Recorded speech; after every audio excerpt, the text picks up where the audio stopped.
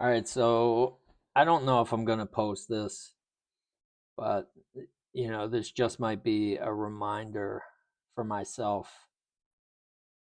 And I've been kind of like going through it lately. Um, this was like the time last year where I, was going through some things, and as I've talked about, a bunch of time, a bunch of times, April 3rd uh, was the low point for me. But you don't just like wake up and you're at a low point. Like it's kind of like a gradual uh, suffocation, so to speak. It's like somebody just, slowly like taking air from you. And it's so subtle that you don't even know it's happening until you wake up one day and you're just like, wow, you know, this sucks, so to speak. Um, but yeah, so I've been like, I even said to my daughter like yesterday when we were waiting for the bus, or maybe 2 days ago, I had been like cranky for like several days, like not like, where you would imagine like Scrooge or something like that, but um, enough to where like she noticed like when I said it, I was feeling it inside, and you always imagine like that you're going doing a good job of just keeping it to yourself, your emotions and stuff. But people know, like it's like when, especially if there's somebody that you've been around for a little bit and you know them well enough to know that they're usually in a good mood, or they usually act, a certain way. So then when you notice like a little bit of a change, uh, and you bring it to their attention, they're like, "What are you talking about?" But they know, like you can feel it. And uh, I don't know if everybody does this, but I even said this to my daughter, like people are smarter than you give them credit for.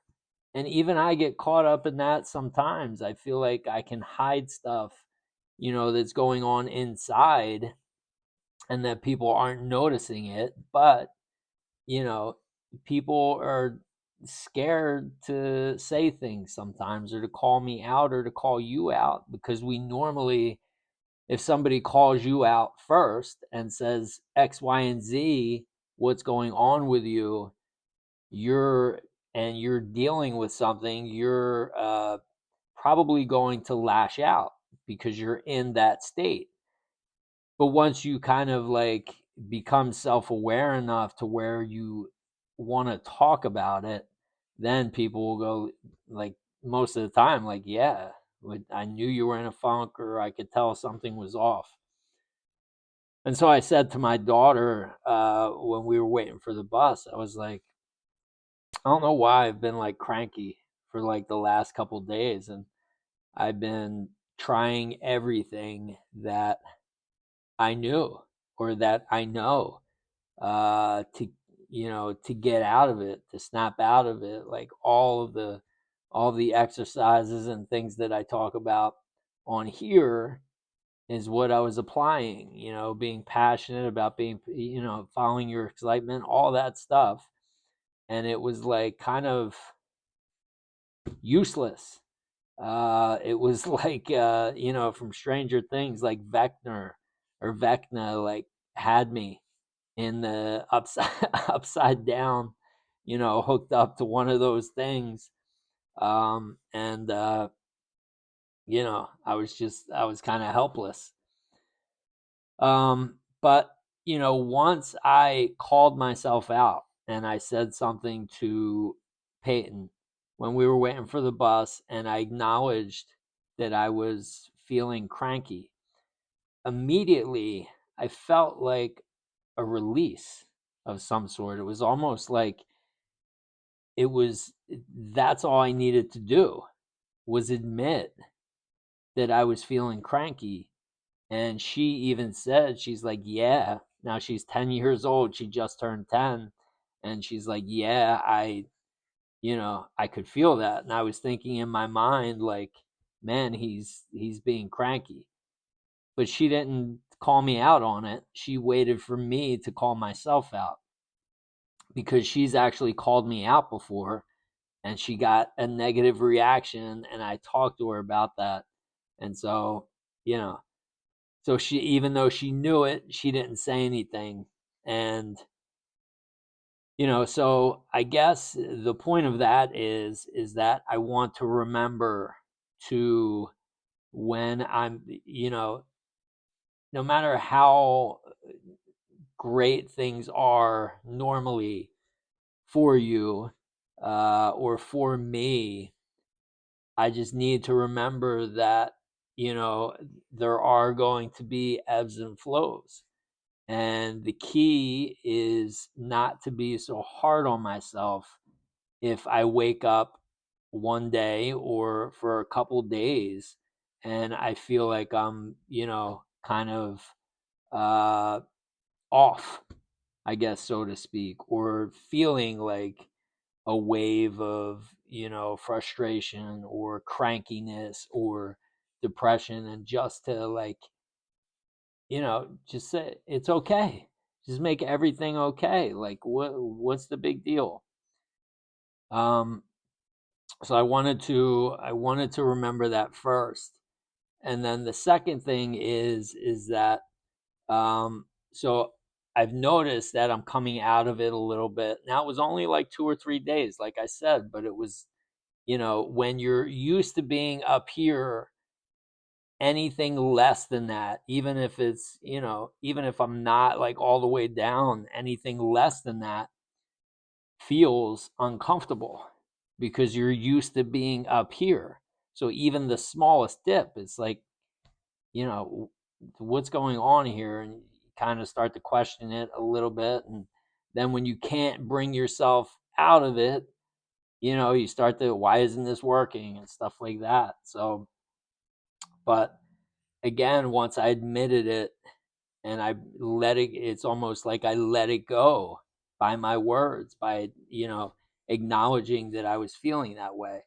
And so now, my energy has started to climb a little bit. And so today I was back listening to music and stuff, and I just heard this song. I'm making a playlist of like the best songs, my favorite songs from throughout my entire life. And I was adding songs, and it led me to this song by the Indigo Girls, called Kid Fears.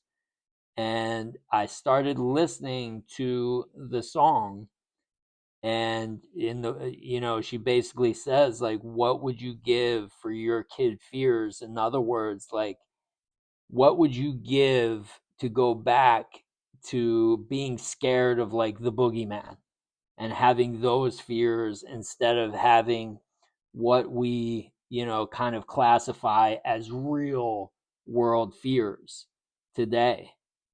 Like not being able to pay the rent, or being fearful of, all the things that you're fearful of in adulthood, having those doubts and fears and anxieties, and what's this person going to think over here, and what if, I don't get this job, and what if this doesn't work out? That feels more real because we're living that now.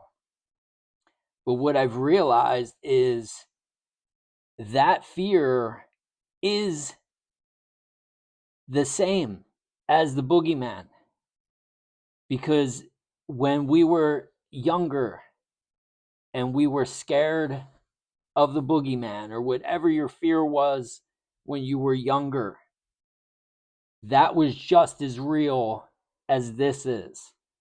And no matter what anyone tried to tell you, that there's no such thing as the boogeyman, if you believed in the boogeyman, it didn't matter what anyone else had to say. At nighttime, when you got in bed, that fear was real. You were scared of the boogeyman. And so the boogeyman is still here for most of us. If you're fearful of stuff, you're fearful of the boogeyman. It's not real, but it's real because you're choosing to believe in that fear, just like you chose to believe in the boogeyman. And so listening to that song, that dawned on me. I was like, wow. Like, she's singing about she wants to go back to her kid fears, but I'm not sure she actually made the correlation between the two. Like, there's no different. When you were a kid, it still felt just as real. Your fears were different, and because it's the grass is greener analogy, the grass is always greener. Now that you're here, it's like there looks like that's where I want to be. But then if you go back to there with that perspective, when we were kids, we wanted to be adults. Now that we're adults, we want to be kids. But when you realize, like I just did, is that the boogeyman is real if you choose, only if you continue to choose to believe in the boogeyman. And like I said, the boogeyman is not just a monster. The boogeyman is all of your doubts and fears that you have right now. They are just as imaginary as the boogeyman. But as long as you continue to believe in them, they will be just, and they will feel just as real as the boogeyman felt. But one day you woke up. We all did. And it was like, I'm no longer scared of the boogeyman. But this time, you have a choice of waking up. You can say right now, just like the boogeyman wasn't real, these doubts and fears that I have right now aren't real.